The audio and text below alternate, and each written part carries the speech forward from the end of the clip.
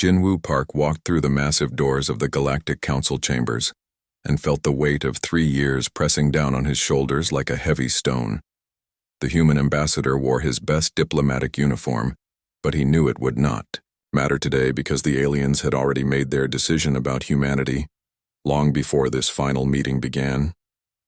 The chamber stretched out before him like a vast cathedral made of crystal and metal, with seats arranged in perfect circles that rose up toward a dome of stars visible through transparent walls.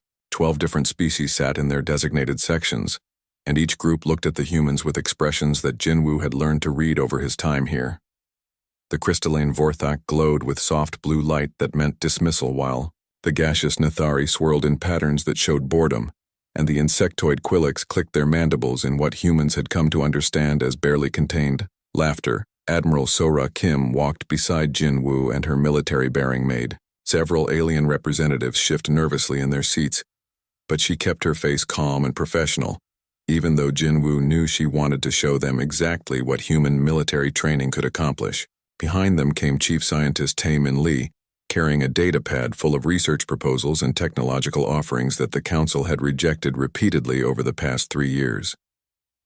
The human delegation took their seats in the small section, marked for associate members, and Jinwoo looked around at the other minor species who occupied similar positions.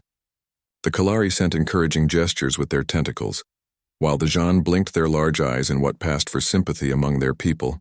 But even these friendly species could not help humanity today, because they had no real power in.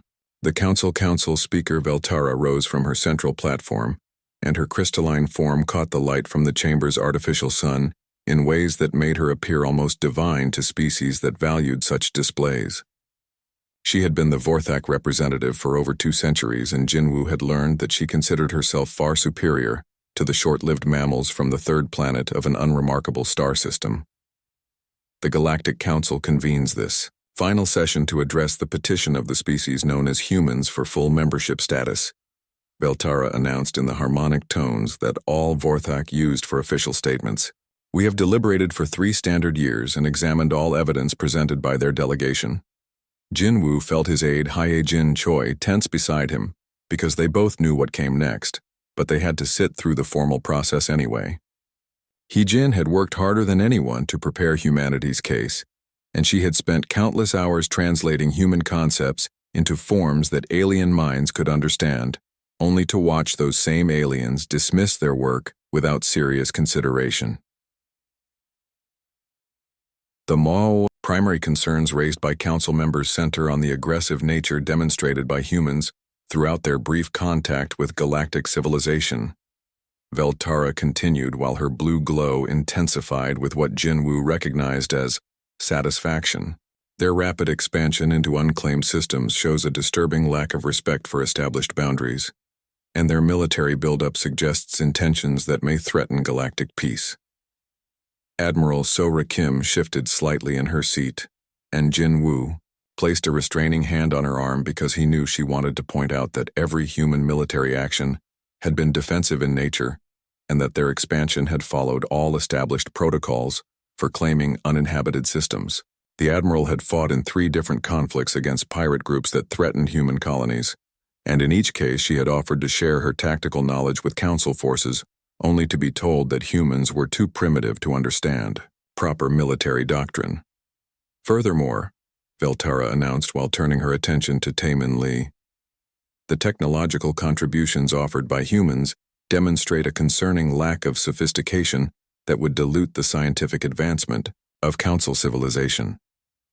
Tae-Min Lee gripped his datapad tighter, and Jinwoo saw the frustration in his eyes because the chief scientist had spent months trying to explain human innovations to alien researchers who refused to accept that different approaches to the same problems might yield superior results. Human adaptive technology had already proven more effective than traditional Council methods in dozens of situations, but the aliens preferred to maintain their belief in their own superiority.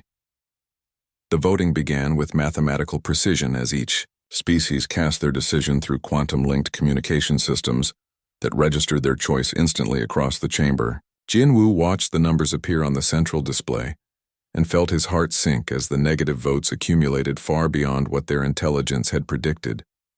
Species after species rejected humanity's application with reasons that ranged from concerns about human unpredictability to simple statements that Earth's people were not ready for the responsibilities of full membership. The Vorthak voted unanimously against admission, while citing humanity's failure to demonstrate proper respect for council authority, and the Nathari expressed concern that human emotional responses made them unsuitable for rational decision-making. The Quilix representative Thrixval rose from his section and addressed the chamber with clicks and whistles that the translation system converted into condescending words about how humans should feel grateful for their associate status and learn to appreciate the wisdom of species that had achieved interstellar civilization thousands of years before Earth developed writing. Only the Kalari and Jan voted in favor of human membership, and their reasons focused on humanity's potential for growth and their impressive achievements in such a short time since making contact with galactic civilization. Several other minor species abstained from voting, but none were willing to risk the displeasure of the major powers by supporting the human cause. When the final tally appeared on the central display, Jinwu felt the last of his diplomatic hopes die because 847 species had voted against humanity, while only 12 had supported their application. The margin of defeat was so overwhelming that it sent a clear message about humanity's place in the galactic hierarchy, and that place was nowhere near the top. The petition for full membership is denied, Veltara announced with obvious pleasure in her harmonic voice. Humanity may continue to hold associate status and participate in limited council functions, provided they demonstrate proper respect for established authority and cease their disruptive attempts to change proven systems. Jinwu stood slowly and felt the eyes of nearly 1,000 alien representatives watching him with expressions that ranged from mild interest to open contempt. He had prepared for this moment during the long journey to Station Nexus Prime. But now that it was here, he found himself thinking about all the human colonies that depended on galactic trade, and all the research projects that would be terminated, and all the young people who had dreamed of exploring the stars alongside alien friends. The Terran Federation formally withdraws from these proceedings, Jinwu announced in a voice that carried clearly through the vast chamber despite its human origins. We will no longer participate in this council's charade of diplomacy. The silence that followed his statement lasted only a few seconds before alien laughter and dismissive sounds filled the air because most species assumed that humanity's withdrawal was nothing more than an emotional outburst that would be forgotten within a few days when the practical realities of galactic politics reasserted themselves. Aye Jin Choi gathered her documents with precise movements, while Admiral Sora Kim stood at attention, and Chief Scientist Taemin Lee powered down his datapad with the finality of someone who would never need those proposals again. The human delegation walked toward the chamber's exit, while alien representatives continued their conversations about dividing up human trade routes and research facilities. As they reached the massive doors, Jinwu heard Thrixval addressing another, Quilix, about the entertainment value of watching primitive species realize their limitations, and he felt something cold and hard settle in his chest where diplomatic hope had lived for 3 years. Behind them, the Galactic Council continued with its regular business as if humanity had never existed at all. President Kyung Soo-yoon looked out the window of the Terran Federal Building at the bustling streets of New Geneva and wondered how many of the people below understood that everything was about to change. The emergency session had been called.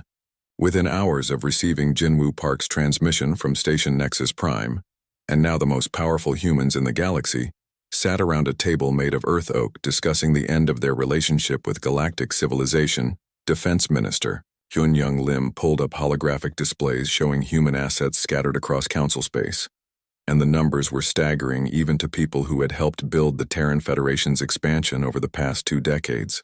300 colonies supported nearly 1 billion human civilians, while research stations monitored everything from stellar phenomena to alien ecosystems and diplomatic facilities, maintained communication with dozens of species who now considered humanity beneath their notice. The Council thinks we need them more than they need us, Space Fleet Commander Dong Hyun-no said while reviewing tactical assessments that had been prepared for this exact scenario. They assume we'll come crawling back within a few months when our economy starts hurting from lost trade agreements.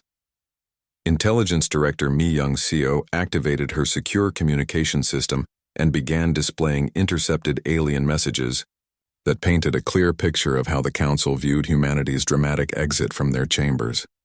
Most species considered the withdrawal nothing more than a tantrum thrown by primitives who could not accept their proper place in the galactic hierarchy, and several major powers had already begun making plans to absorb human territories and assets. "They're wrong about our capabilities," Dr. Jae-Sung Cha announced from his seat at the far end of the table, while accessing files that carried the highest security classifications in human space. The head of the Terran Science Coalition had spent 3 years overseeing research projects that the Council had dismissed as inferior attempts to copy superior alien technology. The holographic display shifted to show technical specifications that would have shocked every alien scientist who had ever condescended to human researchers during joint projects. Quantum-fold drives that could cross galactic distances in days rather than months, while traditional Council ships required weeks for the same journey, and adaptive shielding systems that could reconfigure themselves to counter any known weapon type automatically. "Our biggest breakthrough came from studying how different species approach the same problems," Dr. Cha continued while bringing up comparison charts that showed human solutions outperforming alien equivalents in dozens of categories. "While they specialize in single approaches, we learned to combine techniques from multiple sources and create something entirely new." The most significant revelation appeared on screen in the form of artificial wormhole generators that human scientists had developed by combining Vorthak energy manipulation with Nathari spatial distortion and Quilix quantum mathematics in ways that no individual species had ever considered possible. The technology allowed humans to create stable passages through space-time that could be opened and closed at will. President Yoon studied the data and realized that humanity possessed technological advantages that the Council could not imagine, because they had spent so much effort convincing themselves that humans were primitive copyists rather than genuine innovators. The irony was bitter because human scientists had learned their most advanced techniques by working alongside alien researchers who never bothered to understand what their human colleagues were actually accomplishing. "Begin Phase 1 immediately," President Yoon ordered while activating communication channels that would reach every human facility in Council space. "All personnel and assets are to be withdrawn according to established protocols, and nothing of value is to be left behind." Captain Byung-ho Yang received the orders aboard the TNV Indomitable while his ship patrolled the frontier between human and Quilix territory, and within minutes he was coordinating the largest evacuation in human history. Transport ships that had been positioned strategically throughout Council space began moving toward human colonies and research facilities, while military escorts prepared to defend the Exodus against any species that might try to interfere. The Yao withdrawal began with surgical precision, as human administrators destroyed databases and manufacturing equipment rather than leave them for alien examination, while civilian populations packed only essential belongings and prepared for journeys to new homes in human-controlled space. Research stations that had spent years studying alien phenomena activated self-destruct sequences that would prevent their data from falling into the wrong hands. On the mining world of Kepler 442c, human engineers dismantled automated systems that had increased mineral extraction efficiency by 300% compared to traditional Council methods, while leaving behind empty shafts and worthless rock. The aliens who had mocked human mining techniques would soon discover that their own equipment could not match the productivity they had taken for granted. Dr. Min Jun Kim supervised the evacuation of the xenobiology research station orbiting the Nathari homeworld and made sure that decades of data about alien ecosystems disappeared into encrypted storage devices that would travel back to Earth. The Nathari scientists who had treated him like a junior assistant would find their own research crippled without the human insights they had dismissed as primitive observations, trade stations that facilitated commerce between human merchants, and alien customers shut down their operations and transferred their inventories to Federation space, while leaving behind empty facilities that had generated billions of credits in revenue for Council economies. Human agricultural worlds stopped shipping food supplies that had fed alien populations for years, while medical research facilities destroyed samples and formulas that had improved healthcare across dozens of species. The Council's initial response was exactly what human intelligence had predicted. because most alien leaders assumed that the withdrawal was a negotiating tactic designed to extract better terms for renewed cooperation. Fourth-act economists published analyses showing how humanity would suffer economically from losing access to galactic markets, while Quillick's military strategists dismissed human defensive capabilities as inadequate for long-term independence. Speaker Veltara made public statements about how the Council regretted humanity's emotional decision to abandon their beneficial relationship with galactic civilization and expressed hope that calmer minds would eventually prevail among Earth's leadership. Her crystalline form glowed with satisfaction as she described how human territories would be redistributed among more deserving species. The first sign that something was wrong came when pirate attacks increased dramatically along trade routes that human patrol fleets had protected as part of their contributions to Council security. The Ravager clans launched raids against Vorthak cargo ships in sectors where human vessels had previously maintained order through a combination of superior technology and tactical innovation. Alien shipping companies discovered that their insurance costs were rising exponentially as pirates adapted to Council defensive measures with alarming speed, while human-protected routes had remained secure for years, despite facing the same threats.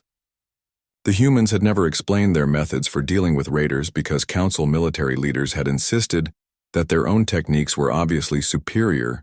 Manufacturing facilities across Council space began experiencing equipment failures, as human-designed components wore out and could not be replaced because the specifications had never been shared with alien engineers who had considered such systems too primitive to study seriously. Automated systems that had improved productivity in countless industries started breaking down without the maintenance protocols that human technicians had developed. Medical research programs ground to a halt when alien scientists discovered that their human colleagues had been the driving force behind most breakthrough discoveries in recent years, while contributing insights that no single species had been able to achieve independently. The collaborative approach that humans brought to scientific investigation had accelerated progress in ways that specialist alien researchers could not duplicate. Agricultural worlds that had relied on human soil enhancement techniques faced crop failures when the biological agents stopped working properly without the human expertise needed to maintain proper chemical balances. Food shortages began appearing in Council space for the first time in decades, while human agricultural worlds continued producing record harvests using the same methods. The most serious problem emerged in the military sphere, when Council defense forces discovered that their tactical effectiveness had been heavily dependent on human strategic thinking and technological integration. Fleet exercises revealed communication failures and coordination problems that had been solved years earlier through human innovations that alien commanders had never bothered to understand. Admiral Wansik Lee monitored Council military communications from the Terran Defense Network headquarters and watched alien forces struggle with challenges that human officers had learned to address as routine problems. Vorthak warships found their targeting systems operating at reduced efficiency without human-calibrated sensors, while Nathari attack economic analyst Hyo Jin Park stood in the observation deck of the Terran Colonial Bank headquarters on Luna and watched Earth turn slowly beneath the transparent aluminum windows while reviewing data that painted a devastating picture of the Galactic Council's economic situation. 6 months had passed since humanity withdrew from Council space, and the numbers told a story that no alien economist had been prepared to acknowledge. The first crisis emerged in the shipping lanes where human patrol vessels had maintained security for 3 years without the Council ever recognizing their contribution to galactic commerce. Pirate attacks had increased by 400% along routes that human ships had protected, while insurance companies raised their rates to levels that made interstellar trade barely profitable for smaller species. The Ravager clans had adapted their tactics to exploit weaknesses in Council defensive strategies that human commanders had learned to counter through flexible thinking and rapid response protocols. Alien fleet commanders who had dismissed human military doctrine as chaotic and undisciplined now watched their rigid formations get picked apart by enemies who understood that adaptation beat specialization in real combat. Trade statistics revealed the true scope of humanity's economic integration with galactic civilization because human commerce had represented 23% of total Council trade volume despite their status as associate members. Food exports from human agricultural worlds had fed billions of aliens, while medical supplies from human pharmaceutical companies had treated diseases across dozens of species. Raw materials extraction had dropped by 30% when human mining operations shut down because alien techniques could not match the efficiency of human adaptive systems that modified themselves based on local conditions. The Quillex had assumed they could simply take over abandoned human facilities, only to discover that the equipment was worthless, without the human operators who understood how to make it work. Manufacturing sectors across Council space faced component shortages as human industrial worlds stopped producing the specialized parts that alien factories needed to maintain their production schedules. The humans had become essential suppliers without anyone realizing it, because their associate member status had made them invisible to economic planners, who only counted full council members in their calculations. Dr. Sang-Ho Kim received daily reports from former colleagues in xenobiology research programs, and learned that alien scientists were struggling to replicate experiments that had seemed routine when human researchers provided their insights. The collaborative approach that humans brought to scientific investigation had accelerated discovery in ways that specialist alien thinking could not achieve independently. Nathari atmospheric processors began failing across their colonies when filtration systems designed by human engineers reached the end of their operational lifespan. Without replacement parts or maintenance expertise, the gaseous aliens had never bothered to learn how their human-improved life support systems actually functioned, because they considered such mundane technology beneath their scientific interests. Quillex agricultural worlds experienced massive crop failures when soil enhancement formulas developed through human-alien cooperation stopped working properly, without the human knowledge needed to maintain proper chemical balances. The insectoid species had assumed that their swarm intelligence could easily replicate human biological innovations, only to discover that individual creativity was sometimes more valuable than collective thinking. Medical research programs ground to a halt when alien scientists realized that their human colleagues had been responsible for most breakthrough discoveries in recent years, while contributing insights that combined knowledge from multiple species in ways that no single alien race had ever considered. The loss of human participation crippled collaborative projects that had been making steady progress toward cures for diseases that affected millions across the galaxy.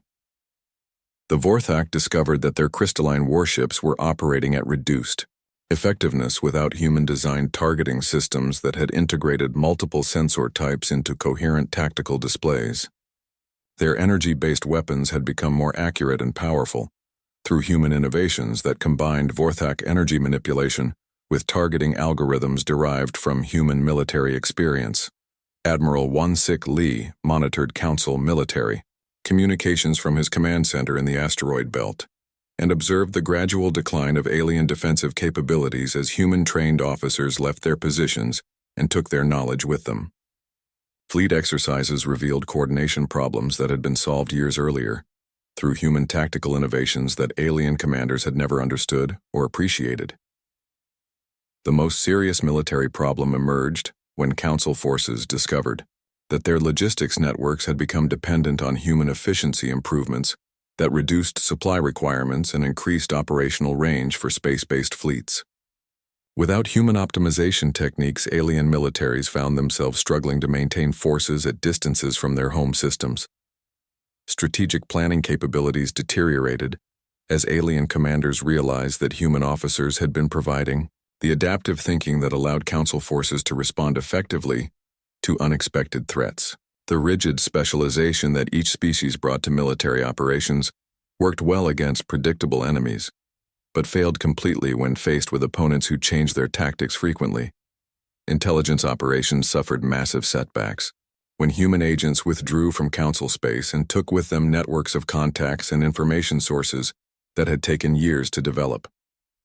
Alien intelligence services discovered that their human colleagues had been their most effective operatives because humans could blend in among multiple species while other aliens were limited by their distinctive biological characteristics. Kalari attempted to maintain diplomatic contact with humanity through unofficial channels, but found that human representatives were polite but uninterested in renewed cooperation with any species that remained affiliated with the Council. The tentacled aliens had supported human membership, but their good intentions meant nothing when they lacked the political power to change Council policies. Communication breakdowns began affecting civilian populations. When human-maintained relay stations shut down and left gaps in the galactic information network that alien technicians could not repair quickly enough to prevent service interruptions. Entertainment broadcasts and commercial communications experienced delays and failures that frustrated billions of aliens who had never realized how much they depended on human infrastructure. Research facilities across Council space found their productivity declining as human scientists withdrew from collaborative projects and took with them approaches to problem-solving that had made interdisciplinary research possible. Alien researchers who specialized in narrow fields discovered that they could not replicate the broad perspective that humans brought to complex investigations. The Jean published economic analyses showing that the Council's gross domestic product had declined by 15% in the 6 months following humanity's withdrawal, while projecting continued deterioration as the effects spread through interconnected systems. The large-eyed aliens had always been skilled economists, but even they had underestimated the extent of human integration into galactic civilization.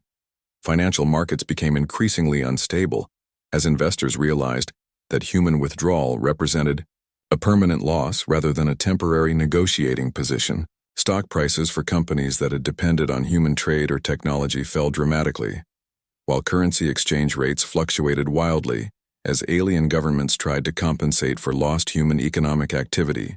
Transportation systems experienced delays and cancellations when human-maintained spaceports shut down operations and left alien traffic controllers struggling with coordination protocols they had never fully understood. The efficiency improvements that humans had contributed to galactic transportation networks became apparent only after they disappeared. Energy production facilities faced technical problems when human engineers stopped providing the maintenance expertise that kept alien power systems operating at peak efficiency. Solar collectors designed through human-alien cooperation began experiencing reduced output, while fusion reactors required more frequent repairs without human troubleshooting techniques. The Council's leadership finally acknowledged the scope of their problem when Speaker Veltara convened an emergency session to address the growing crisis affecting every aspect of galactic civilization. For the first time in her 2 centuries of service, the Vorthak representative found herself facing problems that could not be solved through traditional council methods. Economic projections showed that the situation would continue deteriorating without human participation, because no combination of alien species could replicate the unique advantages that humanity brought to galactic civilization. The adaptive thinking and collaborative approach that had been dismissed as primitive chaos was revealed as the crucial element that made complex interspecies cooperation possible. Military assessments painted an even.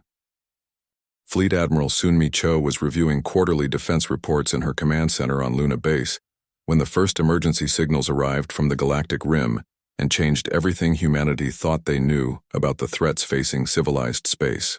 The automated monitoring stations that human scientists had established beyond Council territory detected massive energy signatures moving toward inhabited systems at speeds that should have been impossible using known technology. The invasion began with surgical precision, as unknown vessels emerged from what appeared to be folded space directly into the outer systems of 12 major Council worlds simultaneously. The attackers moved with coordination that suggested hive mind intelligence, but their tactics displayed individual creativity that confused alien military analysts who had never encountered enemies that combined both approaches to warfare. Dr. Inho, Ryu monitored alien science networks from his laboratory on Titan and watched in fascination as Council researchers tried desperately to understand how the invaders were countering every defensive measure with technology that seemed to adapt in real time to whatever obstacles they encountered. The aliens called them the Savage Tide because their attacks came in waves that crashed over civilized worlds like destructive forces of nature. Vorthak energy weapons that had dominated galactic warfare for centuries proved completely ineffective, as the invader ships absorbed crystalline energy blasts and converted them into power for their own systems. The beautiful light displays that had made Vorthak fleets famous across the galaxy became feeding opportunities for enemies who grew stronger with every shot fired at them. Nathari gas-based attacks that could poison atmospheres and disable electronic systems had no effect on invader technology that seemed to exist partially outside normal spacetime. The gaseous aliens discovered that their most devastating weapons simply passed through enemy vessels, like they were attacking ghosts or holographic projections, Quillic swarm tactics that relied on overwhelming numerical superiority and hive mind. Coordination were systematically dismantled by invaders who predicted every formation change and countered every strategic adjustment before the insectoid commanders could implement their plans. The collective intelligence that had made Quillic's forces nearly unstoppable against conventional enemies became a liability when facing opponents who could anticipate their every move. Intelligence reports reaching human space painted a terrifying picture of planets falling within hours as the Savage Tide deployed weapons that targeted the specific weaknesses of each alien species they encountered. Forthak crystal cities shattered from sonic attacks, calibrated to their resonance frequencies, while Nethari gas colonies were drained of their atmospheric components through unknown extraction processes. The invaders demonstrated knowledge of alien psychology and biology that suggested extensive prior observation and analysis, while their technology incorporated countermeasures for every weapon type and defensive strategy that Council forces had developed over thousands of years of interstellar warfare. They fought like enemies who had been studying galactic civilization for generations. While preparing for this moment, Fleet Admiral Sunmi Cho realized that humanity's withdrawal from Council space had left them uniquely positioned to observe the invasion without becoming immediate targets, because the Savage Tide seemed focused on species that maintained traditional galactic civilization structures.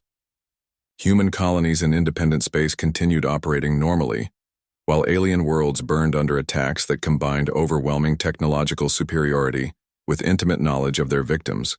The speed of the conquest shocked even human military analysts who had studied alien defensive capabilities and understood their limitations, because 12 major worlds fell in less than 3 standard weeks, while refugee streams fled toward the Council's inner systems, carrying stories of destruction that seemed almost impossible to believe. Entire planetary populations were being processed through unknown technology that left behind empty worlds stripped of all biological matter. Council Speaker Veltara attempted to coordinate a unified response from the emergency bunkers beneath the Vorthak capital world, but found that traditional Council command structures were breaking down under pressure from an enemy that seemed to understand their organizational weaknesses better than they understood themselves. Her crystalline form flickered with distress patterns as she received reports of military disasters across the galactic rim. Admiral Wonsik Lee observed from the Terran Defense Network that the Savage Tide's technology specifically exploited the rigid specialization that had made each alien species dominant in their particular areas of expertise. Forthak energy manipulation was turned against them, while Nethari spatial abilities were neutralized and Quillic's hive minds were confused by tactics that seemed to anticipate their collective decisions. The invaders moved through Council space, like a carefully planned scientific experiment, designed to test the effectiveness of different approaches against various types of alien resistance, while gathering data about galactic civilization's true capabilities. Their advance followed logical patterns that suggested they were as interested in learning as they were in conquering. Human scientists studying the invasion from their monitoring stations realized that the Savage Tide represented exactly the kind of adaptive threat that Council forces were least equipped to handle, because their military doctrine emphasized perfecting single approaches rather than developing flexible responses to changing situations. The aliens had spent centuries becoming experts at fighting predictable enemies. Intelligence operative Changmin Wu intercepted frantic communications from Council intelligence services begging for human assistance, and learned that alien military analysts had finally recognized what their political leaders had dismissed for 3 years. Human tactical flexibility and cross-disciplinary problem-solving represented the only successful methods that galactic civilization had ever developed for countering adaptive threats.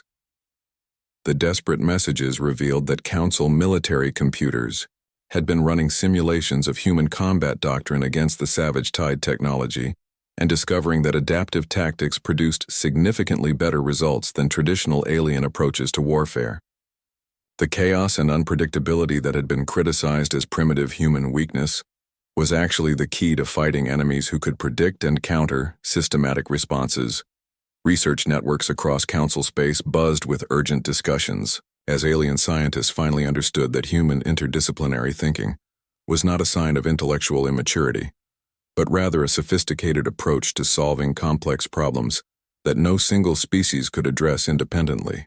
The breakthrough discoveries that humans had contributed to galactic science were revealed as examples of adaptive intelligence that could combine knowledge from multiple sources. Dr. Sang-Ho Kim received emergency communications from former Nathari colleagues begging for access to human research on biological adaptation because the invaders were using weapons that targeted specific genetic markers, while human populations showed natural resistance to attacks that devastated alien species.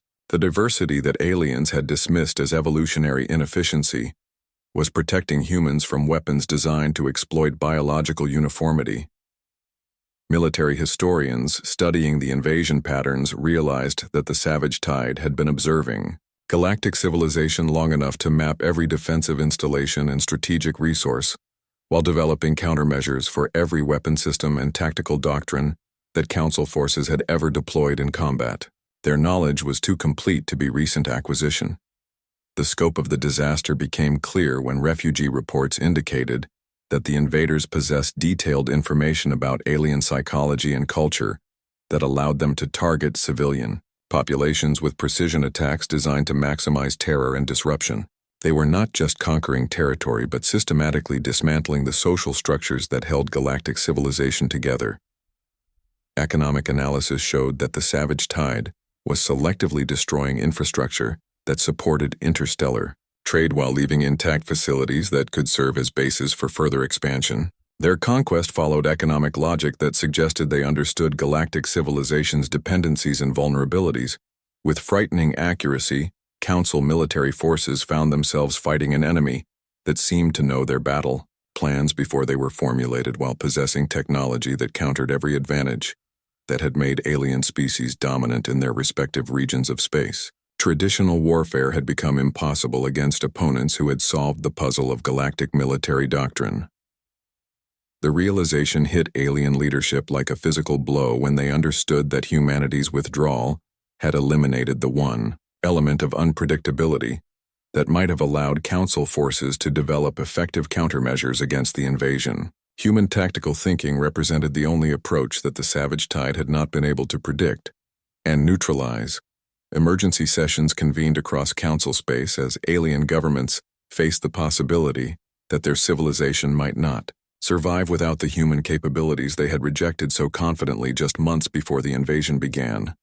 Ambassador Sulki Han stood in the communication center of Earth's diplomatic headquarters and stared at the message that had arrived through emergency quantum channels from the dying heart of galactic civilization.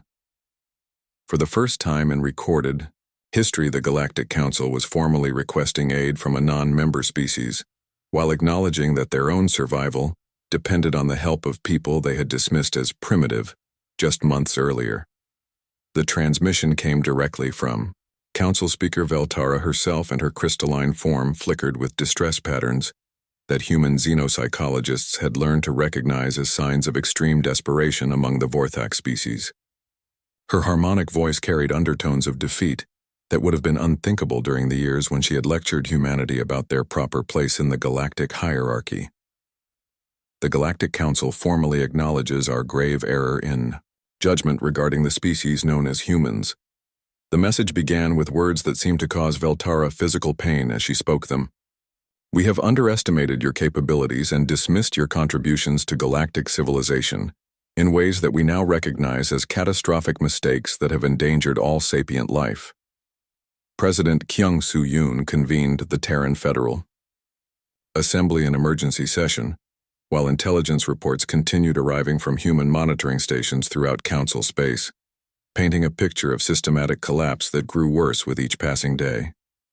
The savage tide had advanced to within 50 light-years of the Council's core worlds, while alien military forces retreated in disorder from enemies they could not understand, or effectively Counter-Defense Minister Yoon Young Lim presented tactical assessments showing that the invaders possessed detailed knowledge of every defensive position and strategic resource that Council forces had ever established, while their adaptive technology could neutralize any weapon system that followed predictable operational patterns. Traditional alien military doctrine had become not just useless, but actively counterproductive against enemies who turned systematic approaches into vulnerabilities. They're offering us everything we asked for during 3 years of negotiations, Space Fleet Commander Dong Hyun-no reported while reviewing the formal terms that accompanied the Council's desperate plea for assistance. Full membership with voting rights proportional to our population and resource contributions, plus territorial concessions that would have been unthinkable 6 months ago. Intelligence Director Mi Young-seo activated secure displays showing intercepted communications between alien governments as their leaders finally acknowledged the scope of their miscalculation about humanity's importance to galactic civilization. The withdrawal that they had dismissed as an emotional tantrum was now recognized as the removal of the crucial element that had made their society function effectively. The most significant revelation came through back-channel communications from alien scientists who admitted that human adaptive thinking and interdisciplinary approaches had been responsible for most of the breakthrough discoveries that had advanced galactic knowledge over the past several years. Without human participation, research programs were stagnating while technological development had slowed to levels not seen since before first contact. Dr. Jae Sung Cha presented analysis showing that the Savage Tide's technology specifically exploited the rigid specialization that characterized alien civilization, while human flexibility and cross-cultural synthesis represented the only successful countermeasures that anyone had ever developed against adaptive threats.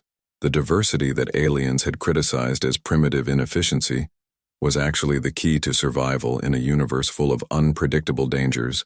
Admiral Ju Young Bae displayed strategic assessments indicating that humanity's withdrawn fleets and defensive positions were secure from the invasion, because human territory lay outside the patterns that the Savage Tide seemed to be following in their systematic conquest of Council space. The choice to help would be purely humanitarian rather than strategic necessity. We could let them fall and become the dominant power in this region of the galaxy, Admiral Bae stated while presenting scenarios that showed human civilization emerging as the sole survivor of the current crisis. But that would make us complicit in genocide on a scale that no species should ever have to contemplate. The moral weight of the decision pressed down on every member of the Assembly as they realized that billions of lives hung in the balance, while the clock counted down toward the moment when the Savage Tide would complete their conquest of galactic civilization. The aliens who had treated humanity with condescension and contempt were now completely dependent on human mercy and assistance. President Yoon addressed the Assembly with words that would be remembered throughout human history as the moment when their species chose compassion over revenge and cooperation over dominance. "We are not the Galactic Council," he declared while his voice carried across communication networks to every human world. "We will not abandon sapient beings to extinction because of political disagreements or wounded pride." Captain Ho-seok Nam received his orders aboard the TFV Resolution, while human fleets throughout independent space began moving toward Council territory with quantum-fold drives that could cross galactic distances faster than any alien technology could match. The combined fleet that assembled represented the largest military force that humanity had ever deployed, while carrying weapons and defensive systems that surpassed anything in the Council's arsenal. The first engagement occurred in the Kepler sector, where Savage Tide forces had cornered a mixed fleet of Vorthak and Quillex ships that were retreating from their latest conquest. Human vessels arrived through artificially generated wormholes that allowed them to appear directly behind the invader formation, while deploying adaptive shields that could reconfigure themselves to counter different weapon types.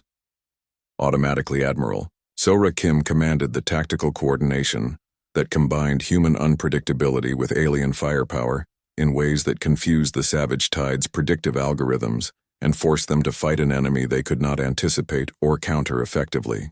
Human commanders integrated Vorthak energy weapons with Nathari spatial manipulation, while using Quillex coordination systems in patterns that no single species had ever considered. The battle lasted 18 hours and ended with the complete destruction of a Savage Tide assault fleet that had seemed unstoppable just days earlier. Human tactical flexibility proved capable of turning alien advantages into coordinated strikes, while adaptive technology countered every weapon system that the invaders deployed against the combined force. News of the victory spread through Council space like wildfire as alien populations learned that effective resistance was possible when human methods were applied to their military capabilities. Refugee fleets began reorganizing under human tactical command, while alien governments formally requested integration into human-led defense networks. Dr. Minjun Kim found himself working alongside the same Nathari scientists who had treated him like a junior assistant during his years in council space, and discovered that their attitudes had changed completely as they finally recognized the value of human insights into biological systems. The collaborative research that had been dismissed as primitive copying was now eagerly sought after by aliens who understood their own limitations. The liberation of conquered worlds began 3 weeks later, when combined fleets using human tactical, doctrine and adaptive technology systematically drove the savage tide back from territories they had held for months. Planet after planet was freed from invader control, while alien populations welcomed human forces as the saviors of galactic civilization.